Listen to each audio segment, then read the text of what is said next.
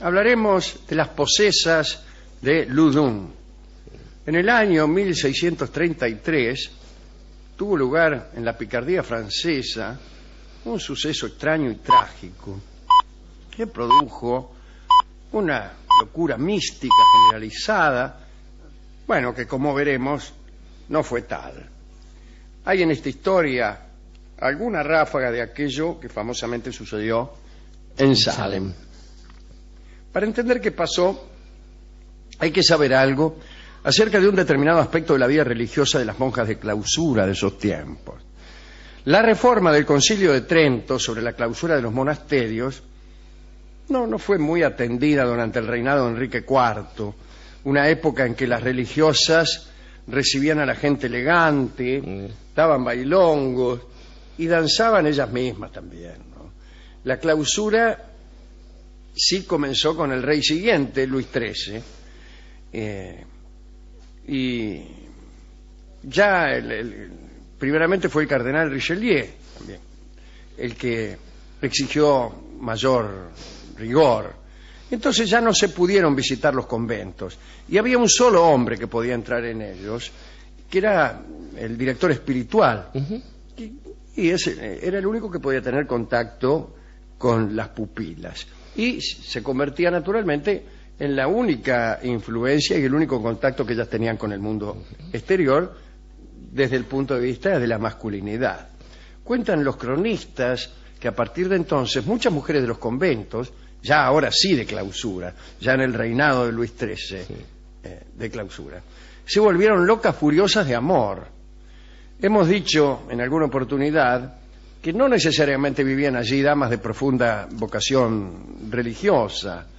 Algunas eran hijas de nobles o burgueses que eran cuidadas y educadas allí.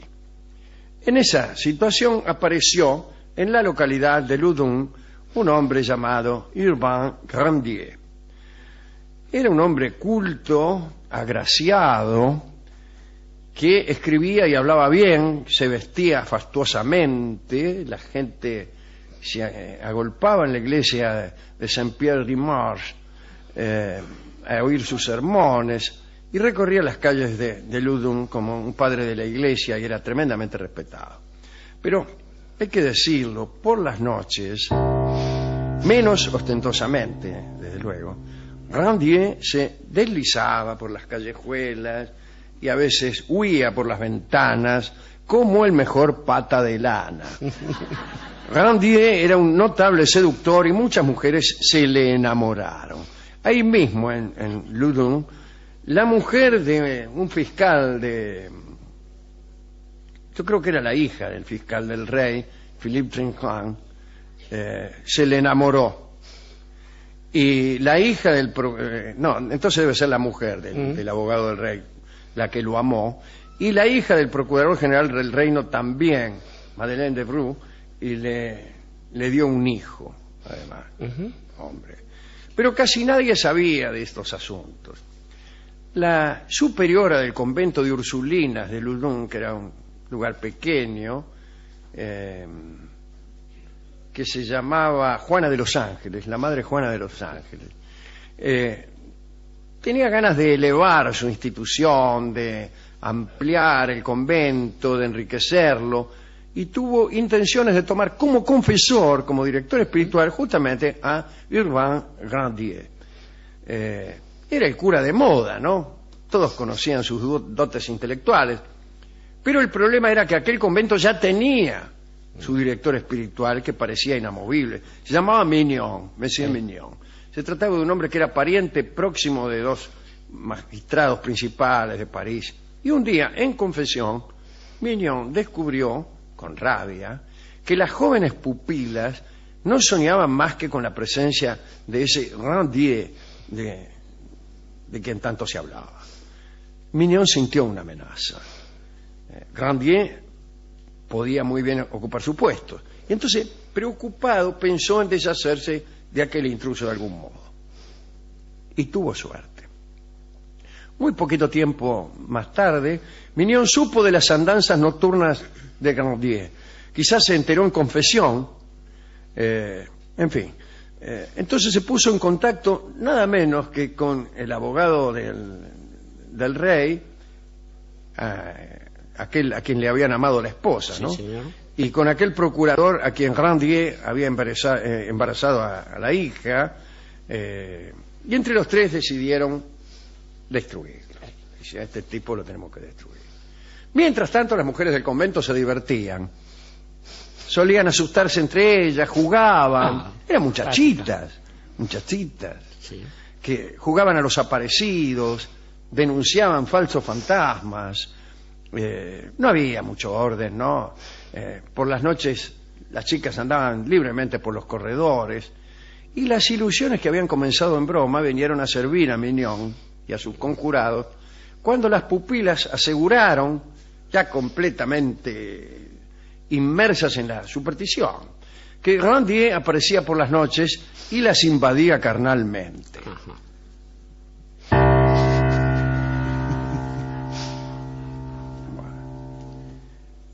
Los tres enemigos creyeron que había llegado el momento. Claro que todo esto era producto de la situación en la que se encontraban las muchachas, de la fama que Grandier tenía fuera de las murallas del convento, etcétera, etcétera. Pero los conspiradores dijeron, che, vamos a hacerlo sonar a esto. Encontraron entre las pupilas a dos que declararon que no podían seguir soportando la presencia de aquel hombre, Grandier, al que consideraron un demonio que aparecía durante las noches. En realidad empezaron a decir que Grandier asumía las formas de distintos demonios, por ejemplo, Asmodeo, Zabulón, Isacarón, Astarot, Gresil, Amán, Leviatón, Behemoth, etcétera. Y aquel delirio, ¿no?, que era el de unas pocas, inspiró en los conjurados contra Grandier la idea de que era necesario mezclar un poco de brujería en todo este lío para hacer caer al enemigo. Con la denuncia de unos ultrajes amorosos no se iba a llegar a nada. Además, ni el abogado ni el procurador, cuyas mujeres e hijas habían sido deshonradas, tenían intenciones de hacer pública esa deshonra. Mignon obligó entonces a la superiora del convento, la chica esta, Juana de los Ángeles. la de Los Ángeles, Juana de los Ángeles, a que fingiera una nueva aparición nocturna y lujuriosa de Grandier. Y lo hizo. La mujer mostró convulsiones, farfulló diabólicamente, otras la imitaron y se desencadenó una histeria colectiva. Toda la ciudad se convulsionó por lo que sucedía en el convento. Los monjes influyeron en las posesas, las dividieron y empezaron a exorcizarlas en grupos de 3 o 4. Casi todas gritaban que sentían en el cuerpo los abrazos de Grandier. Se hablaba del asunto en todas partes, en París desde luego y en la corte. Y el rey mismo, Luis XIII, mandó observadores. Y la corte creyó. Se vieron estigmas del diablo en las manos de la madre superiora. Grandier, que después de todo era solamente un calavera, pidió ayuda a un magistrado. Y aquel hombre visitó a las mujeres y no las encontró ni posesas, ni locas, ni enfermas. Concluyó que eran unas pícaras. Hasta notó que los estigmas de la superiora eran pinturas diariamente renovadas. Pero la superiora era parienta de un consejero del rey, el señor Laubardemont, y fue este Laubardemont quien dictaminó qué había que hacer en Loudun. Llegó al convento en diciembre de 1633. Barrió con todo lo dicho por el magistrado que estaba defendiendo a Grandier y creyó las confesiones de las ursulinas. Y Grandier fue arrestado. Lo metieron en los calabozos. Allí se le hizo el examen propio de aquellos que podían ser hombres del diablo. Le clavaron agujas para encontrar las marcas de Satán. Le hicieron recitar el Padre Nuestro.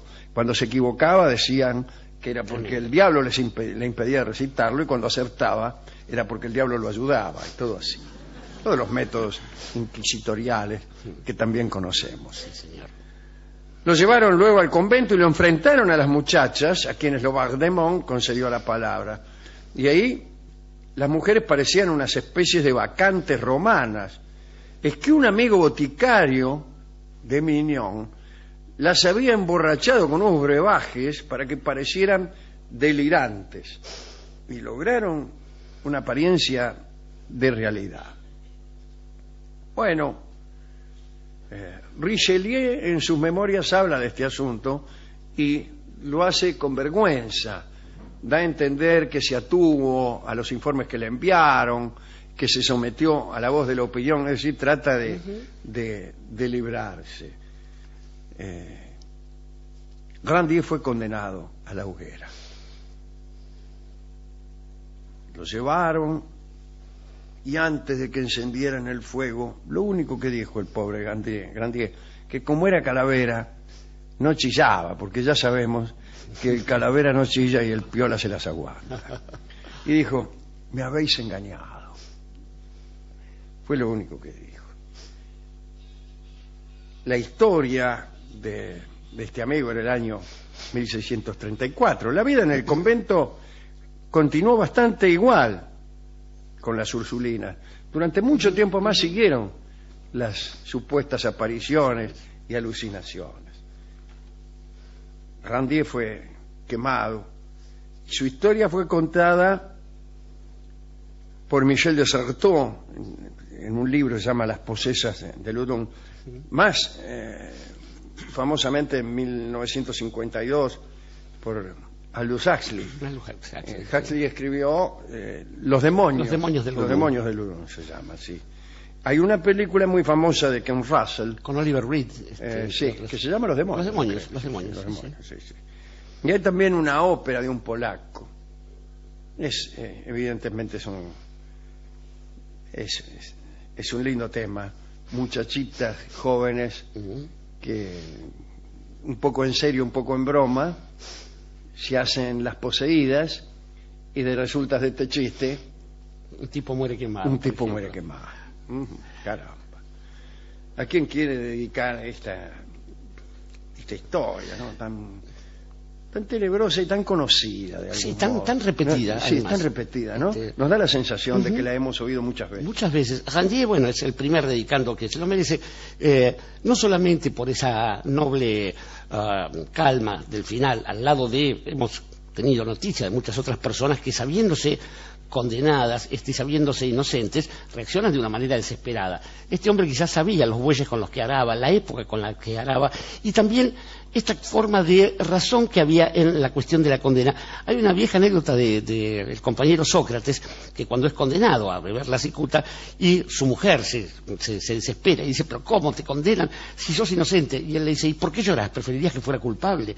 Y quizás en esa especie de pequeño chiste final hay alguna verdad. Quería pensar, Alejandro, que nuestro amigo Enrique IV aparece en una época, hay otra frase célebre de él, París bien vale una misa, donde la religión, la convicción de la existencia de Dios y la forma que Dios cobraba en sus acciones sobre la tierra estaba muy puesta en duda por las mismas guerras religiosas. Ese momento entre protestantes, entre católicos, entre aquellos que bien representaban a Dios y el otro necesariamente era el demonio, mucho se parece a lo que usted estaba narrando antes. Enrique de Navarra era ciertamente un agnóstico. Un agnóstico absoluto, sí. Y sospecho que Richelieu también, sí. En cualquier caso. Y estaba pensando también que la otra rama de las cosas que aparece allí es las dotes intelectuales de Grandier ciertamente no lo deben haber ayudado en una época donde también la fe tenía una preeminencia absoluta sobre el saber y sobre la verdad, la búsqueda de la verdad realmente. Esto también se parece a lo que usted narraba al comienzo del programa. La otra cosa es que en esos tiempos se puso en juego muchas veces la cuestión del celibato. El celibato de los sacerdotes y de la gente de la Iglesia no tuvo que ver jamás con una ascesis determinada que viniese de las palabras del Cristo. El celibato tuvo que ver con cuestiones económicas, con que no hubiese herencias en la Iglesia, claro. Con que las posesiones... más que nada con los bienes y su herencia y su transmisión. Y todo eso. Y la otra cuestión que campea en esta tremenda historia es la condición de la mujer, donde por algún motivo antiguo, todas las historias terminaban, salvo en el caso del pobre Grandier, con el hombre no es culpable en estos casos, donde la misma sumisión de la mujer estaba justamente sometida a los dictados económicos y políticos de la época. Por otra parte, esa misma sociedad, igual que en todas las intrigas que aparecen en estos casos, tenía secretos donde todo el mundo sabía qué pasaba, pero nadie lo decía. Y esto mucho nos recuerda a algún momento de la historia de la patria y quizás de la vida de todos. Porque finalmente, Alejandro, creo que lo que aparece allí es lo que se aprovechó Laubardemont también, ¿no? El amigo o pariente de Juana de los Ángeles, es esta especie de lugar propio, donde el verdadero pecado y el verdadero demonio y la verdadera posesión es la comodidad, es esta especie de asentarse en un ser determinado que es uno y dejar que las cosas fluyan si uno se las lleva más o menos de arriba o más o menos tranquilo. ¿Por qué un hombre como usted, por ejemplo, sin sospecharlo de posesión, consagrado en los medios, tendría que quejarse de qué pasa con las entregas de premios? Y se lo dan todos al final. Pero creo que ese es el punto donde uno tiene que saber mirarse al espejo todos los días, pero no por narcisismo, sino por exigencia, para allí donde siente una comodidad saberse un poco miserable. Porque creo que también a veces las cosas aparecen como una especie de chiste social. Sociedades que se embarcan en historias tremendas, digo, el poder de un grupo hegemónico, y uno lo escucha como un chiste. Y quizás el problema está en la forma en que se reacciona ante eso. Porque por un lado puede pasar todo alegremente, si la ley opera, si la dignidad de las personas, si la condición humana está en su verdadera tensión, en su verdadero lugar, que la diferencia de las cucarachas. Porque en ese caso lo que se escucha es una pequeña carcajada o una simple sonrisa. Hay que preocuparse cuando ese chiste brutal y letal para el alma de todos, lo que reacciona, lo que genera como reacción es algo ciertamente aterrador y que es la verdadera posesión, esa especie de reacción histérica que se manifiesta en una risa loca.